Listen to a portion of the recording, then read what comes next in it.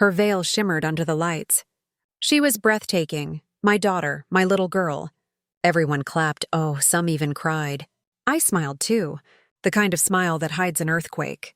In my hand, a letter from my late husband. His last words, his fortune, his confession. $33 million and one unbearable truth.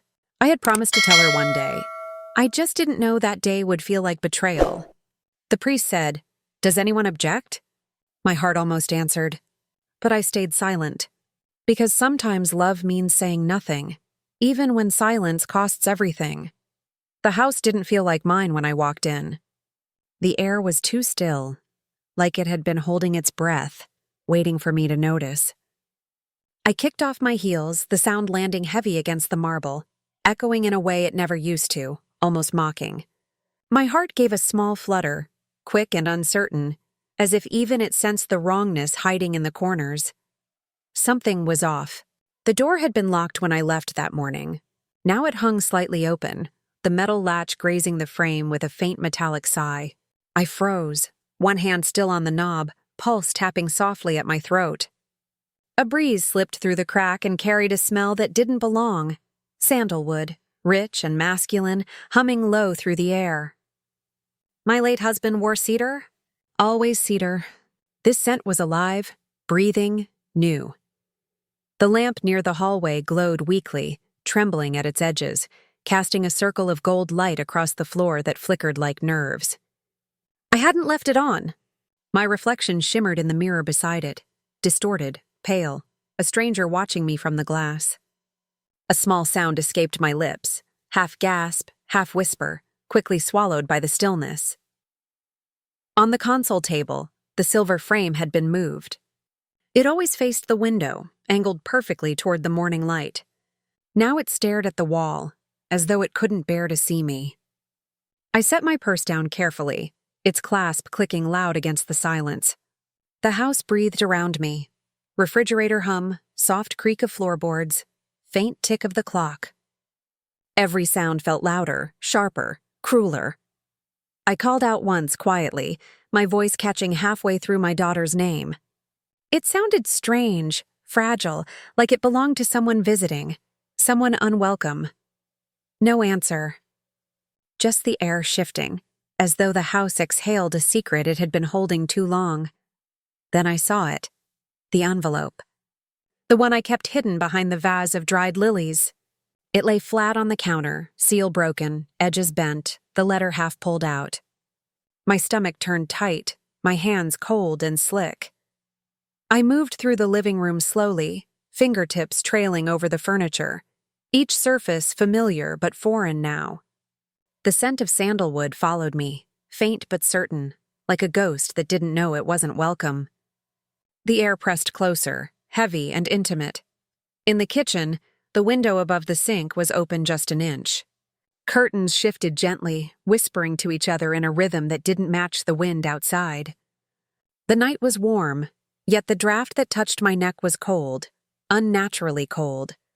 My breath came shallow now, uneven, every step a question. The silence thickened, heavy, expectant, alive with the kind of weight that only truth can carry. A glass sat on the counter, half full of water, tiny beads of condensation sliding down its sides. I hadn't poured it. My throat tightened as if to swallow the fear rising fast and sharp. I stood perfectly still. The refrigerator motor clicked off with a soft sigh, and the entire house sank into complete silence, like a held breath before a scream. Then I heard it, faint at first, but real, slicing through the quiet like a whisper too close to the ear. A voice. Upstairs. The stairs creaked beneath me, slow and deliberate, each step softer than the one before, as though the house itself was warning me to turn back. My heart drummed faster. Ha ha ha ha! An anxious rhythm I couldn't quiet. The air thickened with each breath, warm, heavy, alive. A faint hum came from upstairs, low, rhythmic. Not the television. Not the wind. A voice. My heart kept time with my steps, thudding louder with each creak. The scent of sandalwood wrapped around me now, richer, suffocating. Near the landing, the faint golden glow spilled from the half-open door at the end of the hallway. My husband's study. My throat tightened. I hadn't opened that door since the funeral. The air felt weighted as I drew closer. A shadow moved across the strip of light on the floor. My breath caught, small and sharp. Then a whisper, laughter soft and careless, and silence that felt cruel. I froze mid-step, afraid even the sound of breathing would give me away. A soft click followed, a pen against paper. Someone exhaling slowly, deliberately like they owned the air in this house. I leaned closer, barely daring to breathe. Through the narrow sliver of the door, I saw the desk lamp glowing gold against the mahogany. The letter, my husband's letter, lay open beside a phone. A man's hand rested near it. Not my husband's, not anyone I knew. He was on a call. His tone calm, confident, intimate. Too intimate to belong to a stranger standing in my home. "Yes, it's done," he said, the words measured, almost tender. A pause. She didn't suspect anything. My pulse roared in my ears. The walls seemed to tilt. I pressed one trembling hand to the plaster just to stay upright. He shifted in his chair. The faint squeak of leather scraped through the silence. In the mirror behind the desk, I caught a reflection. Clean-shaven, mid-40s, polished suit. Not a thief. Someone who belonged here? Or thought he did. Then my gaze found the photo frame on the shelf. My daughter. Her wedding portrait. His arm around her. My knees weakened, a low, broken sound slipping from my throat. He laughed then. Soft, cruel, like the sound of glass cracking. "Yes, sweetheart," he said. The inheritance went through just as planned. Sweetheart. The word hit like a blade. He turned slightly, and the light caught his face. The same man from the ceremony. The groom. My daughter's husband. He kept talking. She thinks it's all sentimental. The letter, the delay. She has no idea how much it's worth. Every smile, every toast, every kind word twisted in my mind, falling into place like the final cruel pieces of a puzzle I never wanted to finish. I stepped back, hand shaking, but my breath grew steady, painfully steady. Shock gave way to clarity, confusion to control. Downstairs, the chandelier flickered once, faint and quick, as if the house itself exhaled with me. He called someone sweetheart. It was not me. The next morning arrived gray and heavy, the kind of sky that pressed down on rooftops and thoughts alike. I hadn't slept. Every time I closed my eyes, that voice echoed again and again, calm, rehearsed, intimate. Sweetheart. The word burned like smoke in my mind. I needed proof. Something solid, something colder than suspicion, because doubt alone wasn't enough anymore. The letter lay open on the kitchen counter, its folds soft and tired, as if it too had lived through a sleepless night. Beneath it, my tablet glowed faintly in the dull light. I opened my banking app, my fingers shaking once, then steadying with a quiet, angry breath. There it was. A transfer. 2 weeks before the wedding. Exact amount, $250,000. Recipient name, E. Harland, my daughter's new last name. For a moment, I couldn't breathe. My throat tightened, my heart stumbled. It wasn't the money, it was the lie. The inheritance had been locked away for years, sealed under my husband's last words, a secret meant to protect. I hadn't told anyone it existed. Not my lawyer, not my daughter, no one. And yet somehow it was already bleeding out. I scrolled again, faster this time, my pulse pounding in my ears. 2 smaller charges appeared next. Floral deposits, luxury travel bookings, all under a name I didn't recognize. A ghost account. A phantom feeding on mine. Then came the message. Hidden in my email's junk folder. Time-stamped 2:14 a.m. Funds confirmed. Transfer complete. See you Friday before the hearing. Hearing. My mouth went dry. There were no hearings. Not for me. Not anymore. Unless... My eyes darted to the file cabinet in the corner. My hands fumbled through folders, papers whispering, sliding, falling, until one stopped me cold. A notice from the state probate court. The date circled in blue ink. Friday. They had filed something in my husband's name. A claim of shared estate. And the claimant's name was hers, my daughter. For a heartbeat, the world fell silent. Then the clock began to tick again, loud, deliberate, mocking. I stumbled backward into a chair, the air catching in my throat. My pulse thudded so hard it blurred everything into rhythm. Short breaths, long thoughts. Why would she? How could she? But no, this wasn't her handwriting. Too clean. Too controlled. A man's touch. His touch, of course. He had found the letter, broken the seal, traced the money, and now, ha ha ha, now he wanted more. All of it. I looked closer, my eyes dragging across the fine print at the bottom of the notice. Deadline to contest claim. Tuesday. 4 p.m. Tuesday. It was already Saturday. My hands went ice cold. But my mind sharpened, slicing through panic. 4 days. 4 days to stop them before everything vanished. The rhythm of my breath changed. Short, long, short. Panic and precision, dancing together like two old rivals. Outside, the wind picked up, tapping the window pane like impatient fingers. The sound of passing cars grew louder, faster, urgent. The world itself seemed to pulse with the same dread inside me. I gathered the papers, spreading them across the table. Emails, receipts, transfers, proof of betrayal in digital ink. Every piece fit together like teeth in a clock. Tick, transfer, talk, hearing, tick, deadline. And still, one thing refused to settle. The letter.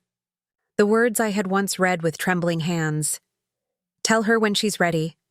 Not before. Was my husband warning me about her? Or was he warning her about me? I closed my eyes, exhaled through my teeth, and listened. The refrigerator hummed. The wind moaned. The clock on the wall refused to stop counting. Whatever this was, it had already begun. And now, so had I. The clock had started ticking. The sound of the clock filled the silence, steady and cruel. I stared at the papers spread across the table, each one whispering a story I already knew. Betrayal never happens all at once. It builds, drip by drip, over the years you spent believing you were safe. The first drip came years ago, long before my husband died. I remember sitting at his hospital bedside, the monitors humming softly, his hand cold, but sure in mine. "You've always known how to read people, Margaret," he'd said, his voice thin but certain. "That's your strength. Don't lose it, even when it hurts." I smiled weakly through tears. Ugh, pretending to believe that strength could protect me. Back then I thought he meant work. I was a nurse, trained to listen between words, to see truth behind eyes that lied about pain. But what I didn't realize, he was warning me about life, not patience. The second drip came from my daughter herself. She was 16, headstrong, dazzling, ha ha ha, full of the kind of joy that believes heartbreak is temporary. One night she called me crying, her first heartbreak. I held her as she wept, my own chest aching, whispering that some people only love what you give them, not who you are. She nodded, mascara streaking down her cheeks, promising she'd never be fooled again. I believed her. Maybe because I needed to, maybe because I wanted to believe that all the nights I'd worked overtime, all the birthdays I'd missed, meant she'd learned something stronger than trust. And the third, the one that broke something quietly inside me, came just last year. She brought home the man who would soon call me sweetheart behind her back. His handshake was firm, confident, practiced. He praised my cooking too easily, smiled too wide, laughed too loud. He complimented my late husband's photo like he'd rehearsed it. I told myself I was being paranoid. I told myself trust was a choice, not a gamble. But now, looking at the trail of numbers and signatures, I could see it. The performance had started the moment he smiled at my daughter. Every word he spoke was a thread tightening around both of us. I leaned back in my chair, the house breathing quietly around me, its air heavy with memories that no longer felt safe. My husband's letter, my daughter's laughter, his voice upstairs, all pieces of a single cruel puzzle. Maybe I'd been naive once. Maybe I'd mistaken love for loyalty, but I wasn't blind anymore. I folded the papers, stacked them neatly, and set them aside. My pulse was steady now, my hands calm, my eyes sharp. This time, I would not look away. By Monday morning, the house no longer felt like a home. It felt like a war room. The kitchen table, once a place for pancakes and morning chatter, laughter still echoing faintly in memory, was now buried under legal folders, laptops, and cold cups of coffee lined up like soldiers waiting for orders. Sunlight bled through the blinds, cutting across stacks of documents and catching the silver edge of my wedding ring, a ghost of vows that had outlived their meaning. I wasn't alone anymore. Claire sat across from me, glasses perched on her nose, pen tapping against the rim of her notebook with quiet impatience. She had always been my anchor at the hospital, sharp, methodical, the kind of woman who could find calm in chaos. When I'd called her that morning, my voice shaking, she hadn't asked why. She just said softly, "I'll be there in 10. "Start with the transfers," she said now, her tone clipped, professional, but I could hear the anger hiding behind it. If he moved money, it leaves footprints. We combed through my banking app together, every transaction a breadcrumb, every number a sting. There were more, far more than I'd seen the first time. Not just the $250,000, micro-transfers, small enough to go unnoticed. $3,500 here, $4,000 there. For months. Claire leaned closer, the crease between her brows deepening. "He's laundering it," she whispered, her voice trembling with disbelief. "Moving it through dummy accounts so it doesn't flag the system. Classic." I stared at the screen, my mouth dry. My late husband's name still appeared on the primary estate file, but beside it now, a new cosigner ID. My daughter's husband. A cold wave climbed up my spine, slow and merciless. How would he even— My words cracked. "Forged documents," Claire said flatly, already typing faster. "You said he works in finance, right?" This is child's play for someone like him. The air thickened. My phone buzzed on the table. A single message from an unknown number. Just one sentence. "You don't have to fight this, Margaret. It's already done." Claire's head snapped up. "Who is that?" I couldn't answer. My thumb hovered over the screen, my breath uneven. The words blurred, burned, repeated themselves in my mind. Already done. I opened my email next. Hundreds of unread messages, automated statements, noise, until one stopped me cold. Probate adjustment notice, sent 3 days ago. Attached was a scanned copy of a signature that looked exactly like mine. Exactly. Except I hadn't signed anything. I zoomed in, every pixel cutting sharper. My name, perfect loops, identical curves, but slightly slanted, like someone tracing through glass. Claire exhaled sharply, her voice barely holding steady. "He's not just stealing money," she said. "He's rewriting your legal identity." Every nerve in my body went taut. I opened another file, tax forms, joint renewals, property papers, and there it was again. My signature, again and again. How long has he been doing this? My voice broke halfway. Claire looked up, eyes hard. Long enough to feel safe. The silence that followed felt endless. The refrigerator hummed softly, then stopped, and in that pause, I could hear my heart pounding like footsteps. Half grief, half fury. I wanted to scream, to throw every paper into the air. But instead, I reached for the phone with hands that had stopped shaking. Mr. Alden, my lawyer, answered on the second ring. "Margaret?" His voice, calm, measured, familiar, nearly broke me. "It's been a while." "I need your help," I said quietly. "It's urgent." By afternoon, he was sitting with us, sleeves rolled up, glasses low on his nose, reading every word. His expression changed in slow motion. Confusion, disbelief, then quiet, simmering rage. "He filed an amendment to the estate," he said at last. claiming spousal rights through your daughter, and joint access through her marital status.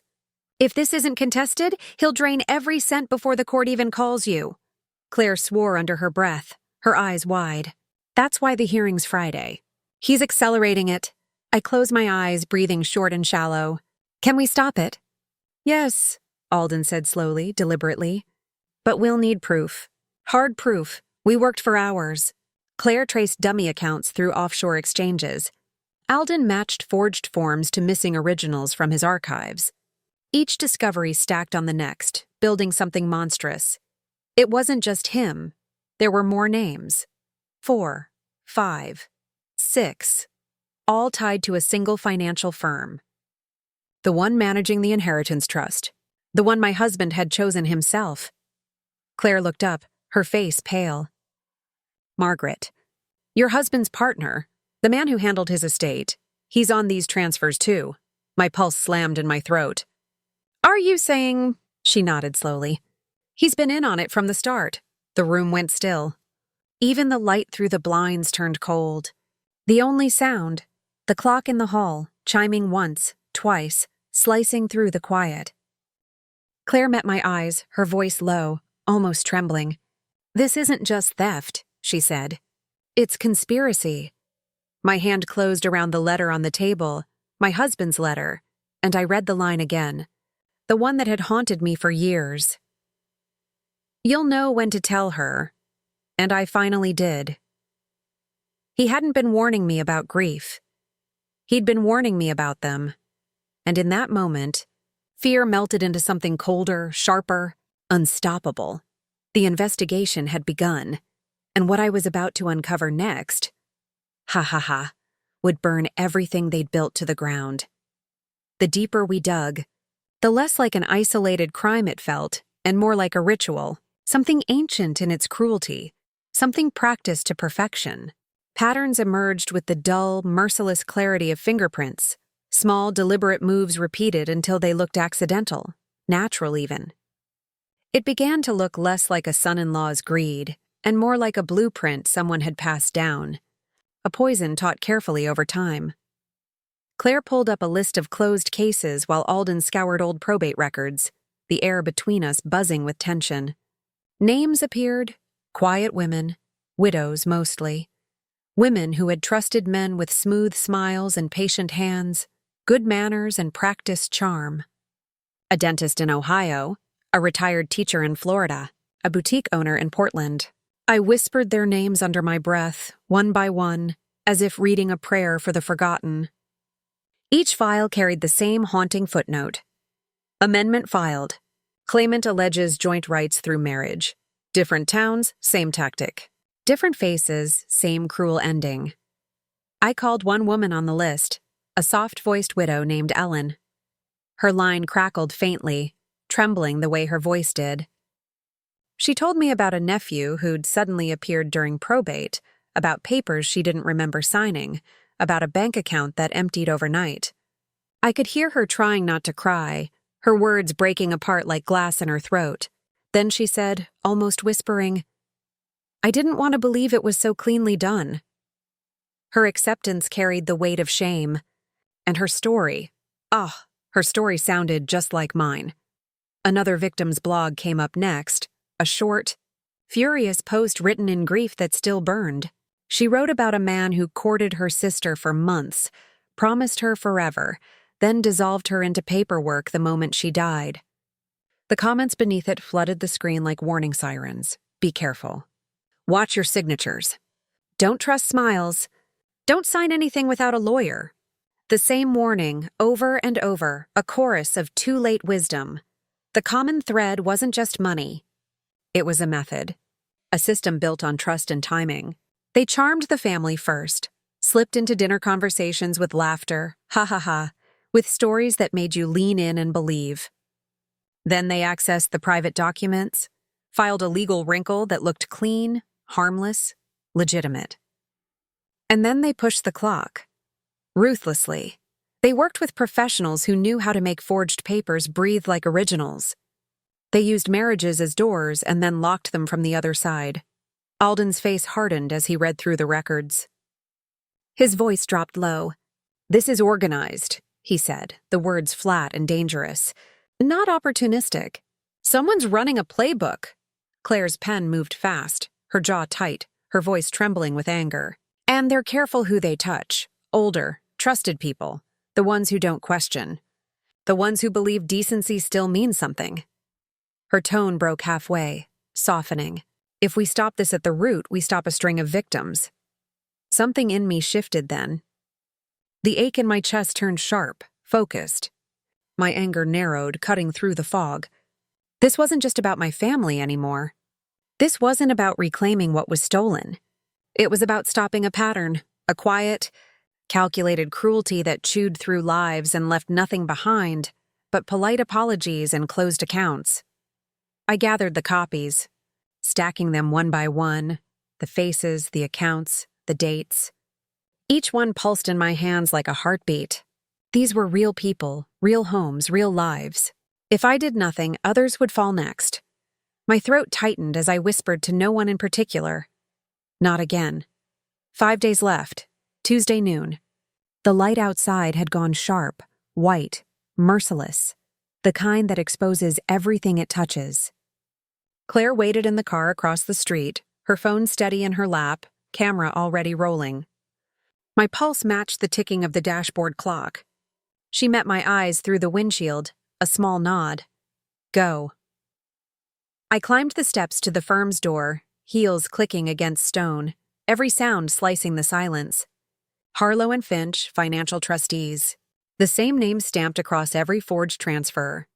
The same building where my husband once shook hands and signed his trust away with good faith. Inside, the air was cool, rehearsed, perfumed with something expensive. Deceit always smells clean. The receptionist looked up, lips stretching into that polite, professional smile that hides judgment. "Do you have an appointment, ma'am?" "Yes," I said, my tone smooth as glass. "With Mr. Finch." He appeared moments later, silver hair gleaming, cufflinks catching the light. His voice was soft, honeyed with habit. "Margaret, it's been years. How are you holding up?" I smiled back, ha ha ha, but it didn't reach my eyes. "I'm here about my husband's estate.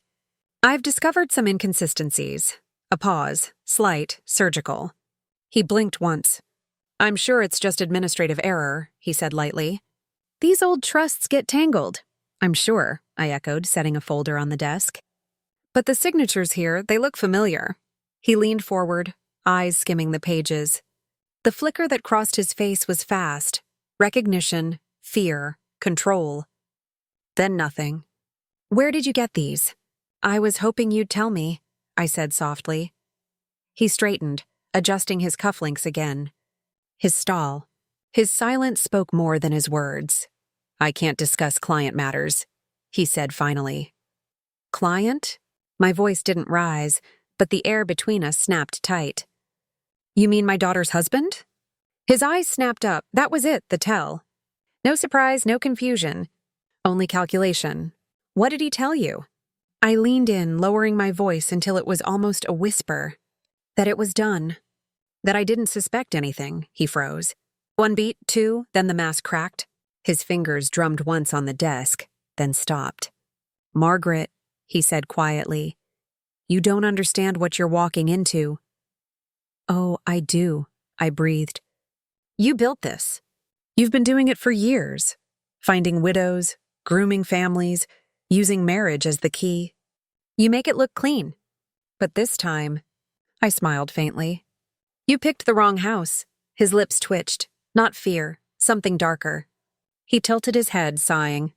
"You think this was about money?" His voice almost sounded pitying. "No, your husband started this. We're just finishing it." My throat tightened. The room tilted for a moment, walls bending around the truth. "My husband. My late husband. What do you mean?" My voice broke softly, but I needed to hear it. Finch's smile was small, weary, cruel. "Ask your son-in-law who introduced us." My pulse thundered. "Who?" He looked at the clock, as if deciding how much time honesty was worth. His eyes met mine, the edges cold. His next words fell slow, deliberate, like a verdict. "She hesitated before using his real name. The office air shattered into static silence. I didn't breathe again until I was outside, back in the car, my hands trembling as Claire drove away. We didn't speak, we didn't need to. The truth sat heavy in the space between us. That night, the war room turned into a command center. Alden's office smelled of toner and burnt coffee, steady, grounding. We moved like soldiers, deliberate, silent. Claire's laptop glowed with live feeds, her voice low, focused. We have surveillance on the firm's back door and their private couriers. We need freezes first, Alden muttered, scanning documents, glasses slipping down his nose. Then we file an injunction. They can't move funds if every route is blocked. I slid a stack of papers across the desk. Bank transfers, the forged probate notice, the falsified email. Alden's eyes skimmed them, then sharpened, fury flickering behind restraint. This is admissible, he said. We'll file emergency motions to freeze the trust and flag all related withdrawals. He paused, exhaling. We'll request expedited review. Fraud indicators this strong won't go ignored. Claire typed quickly, calling in favors. Hospital IT tracing dummy accounts, digital forensics on the firm's transactions. I contacted the private investigator Alden trusted, my voice steady despite the storm inside. He promised to photograph everything. Courier runs, late-night meetings, the townhouse where my daughter and her husband were staying. But the key to catching predators was patience. They had to believe victory was close. I answered Daniel's texts with quiet restraint, every word a mask. I'm fine. Just tired. Don't worry about me. I wanted him relaxed, arrogant, predictable. By noon, Alden filed the freeze orders electronically. The confirmation dinged on his computer like a war drum. A case number appeared, bold and final.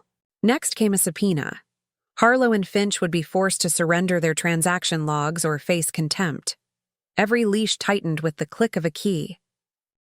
As dusk crept in, Claire forwarded the first surveillance photo, a courier handing an envelope to a man in a dark car near the firm's side entrance. The timestamp matched a withdrawal logged that afternoon.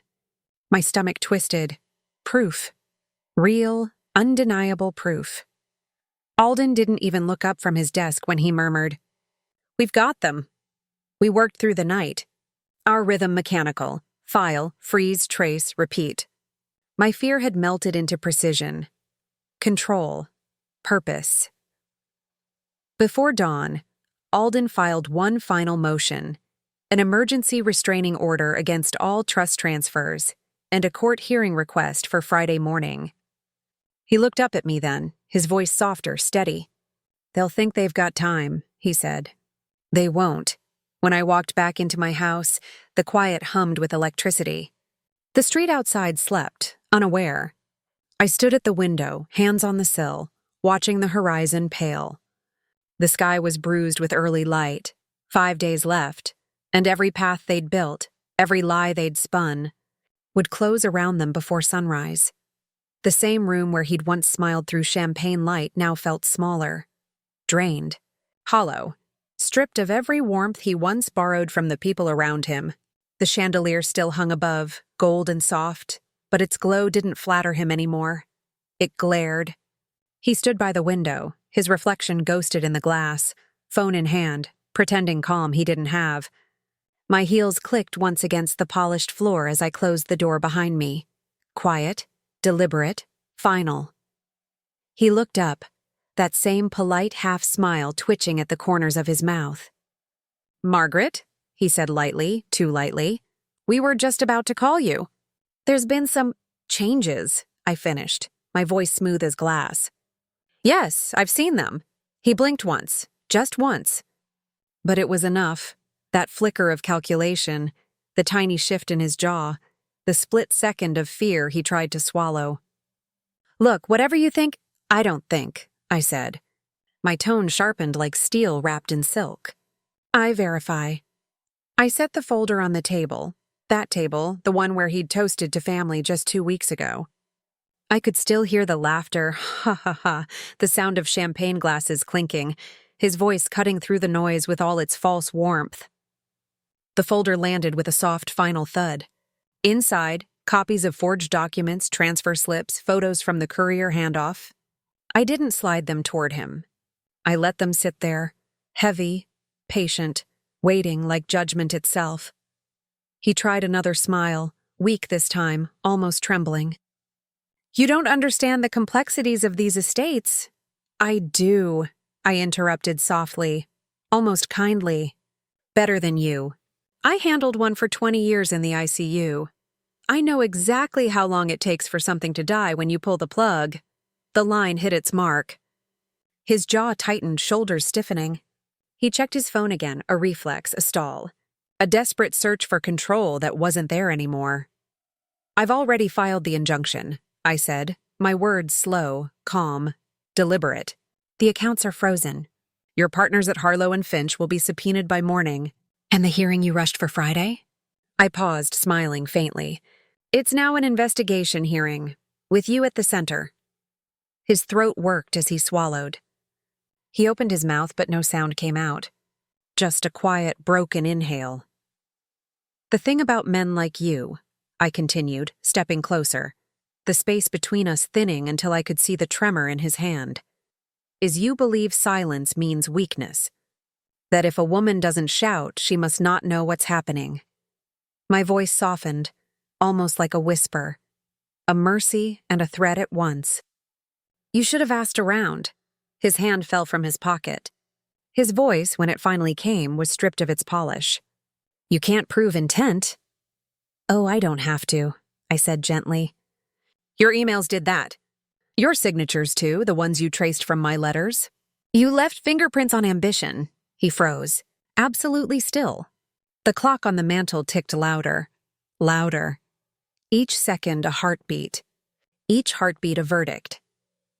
Down the hall, I heard the faint creak of a door. My daughter's. The sound sliced through the air like a sigh. She must have been listening. Of course she was. The silence between us trembled, heavy, alive, filled with all the love and betrayal that had nowhere left to go. I gathered my folder. Page by page, each paper sliding neatly into its place, order reclaiming chaos. He whispered, barely audible, "Margaret, wait." I didn't. The silence that followed wasn't empty. It was full, dense with truth, with endings. It settled into the walls, into the chandelier light, into every corner of the house that once belonged to us all. And for the first time since the wedding, he didn't have a single word left to spend. Not one. The storm ended quietly, too quietly. No sirens, no shouting, just a knock at the door the next morning. A soft, rhythmic knock that seemed almost gentle for what it meant. 2 officers stood there, calm, polite, their eyes steady. "We're here for him," one said. His tone carried no malice, just duty. My daughter stood behind them barefoot, trembling, her eyes wide and empty like glass after a fire. I didn't speak. I didn't have to. I simply handed over the folder Alden had prepared. Every proof, every signature, every betrayal preserved in black and white. One of the officers nodded once, respectful. Then they turned, cuffed him with quiet efficiency, and led him through the same doorway he'd once walked into with promises of forever. The same door where I'd once greeted him with warmth and laughter. Ha ha ha.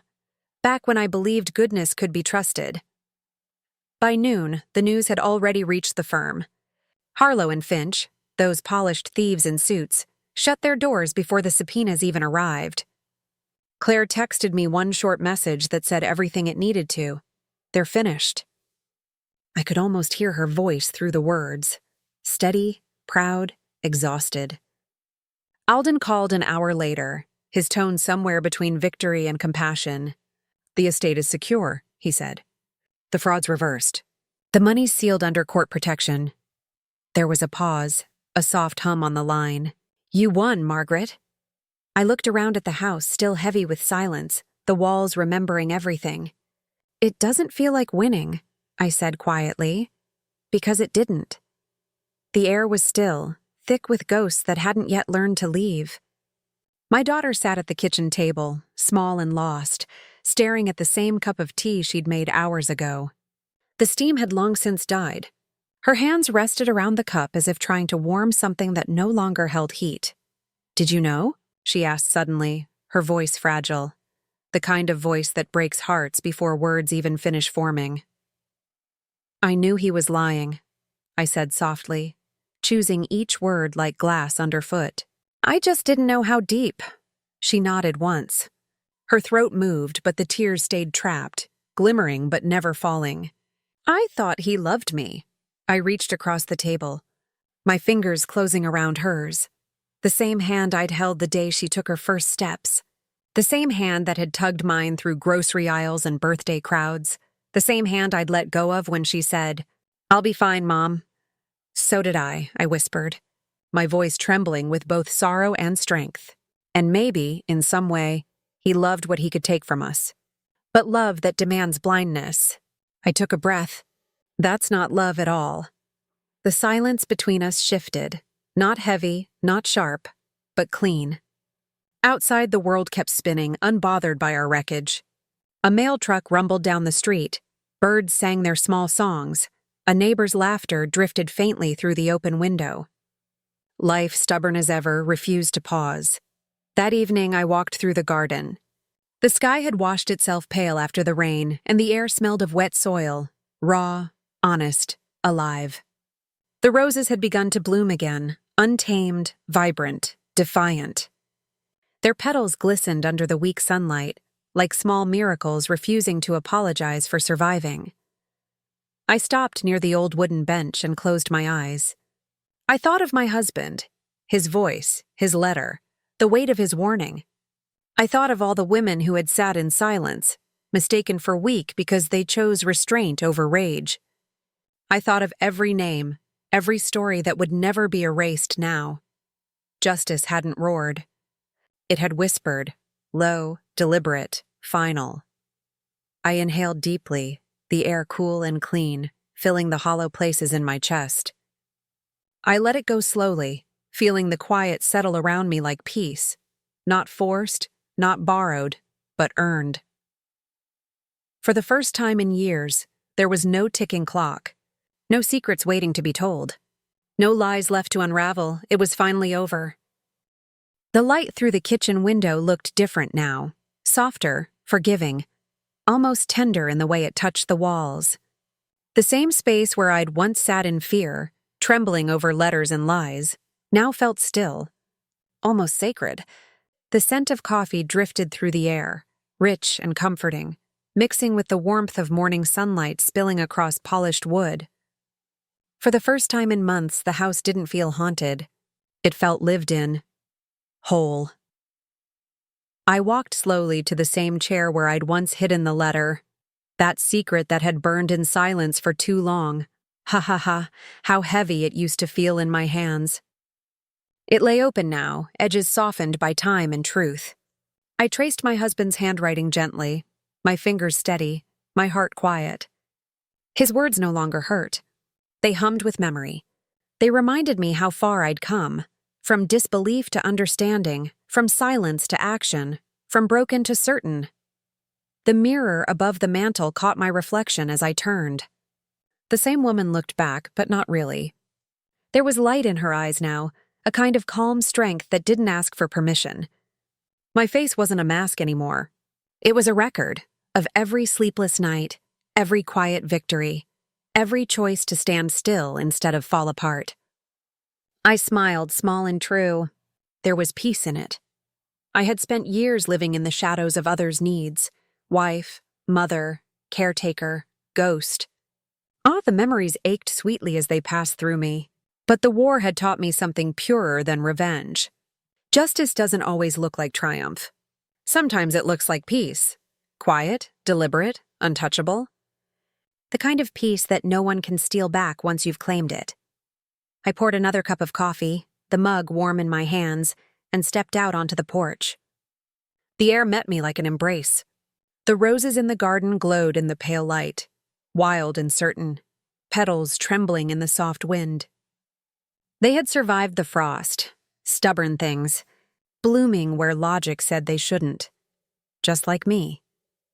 The world moved quietly, cars in the distance, birds in song, laughter faint from a neighbor's yard, but I could feel my place in it again. Not behind doors, not in the shadows of someone else's story, but right here, in my own. Revenge is not chaos. It is clarity. And if you've ever carried a truth no one believed, if you've ever stayed silent when the world told you to speak too soon, let this story remind you. Silence isn't weakness. It's waiting. It's knowing. And when the time comes, your voice will rise steady, fearless, and it will know exactly what to do. Tell me, which moment stayed with you the most?